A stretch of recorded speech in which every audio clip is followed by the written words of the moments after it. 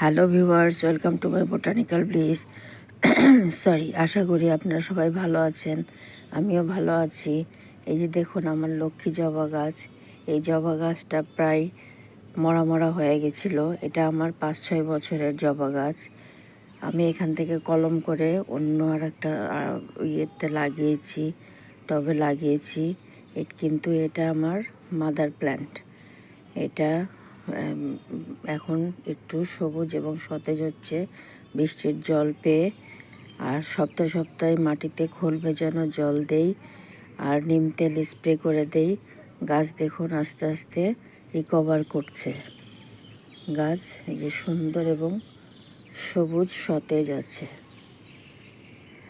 দেখতেই পাচ্ছেন। কোনো পোকামাকড় নেই। আবার এই যে কুড়ি আসা শুরু হয়েছে, প্রত্যেকটা আগায় আগায় কুড়ি আসা শুরু হয়েছে। এই যে ছোটো ছোটো কুড়ি। এখানে আমি সপ্তাহে সপ্তাহে খোল ভেজানো জল দেই আর নিম তেল স্প্রে করে দেই। গাছ দেখুন সুন্দর আছে এবং সতেজ আছে।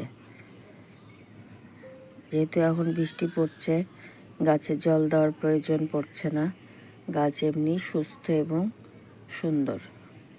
ভিডিওটি ভালো লাগলে প্লিজ সাবস্ক্রাইব করবেন। সাবস্ক্রাইব করে আমার পাশে থাকবেন। আজকে আসি, টাটা।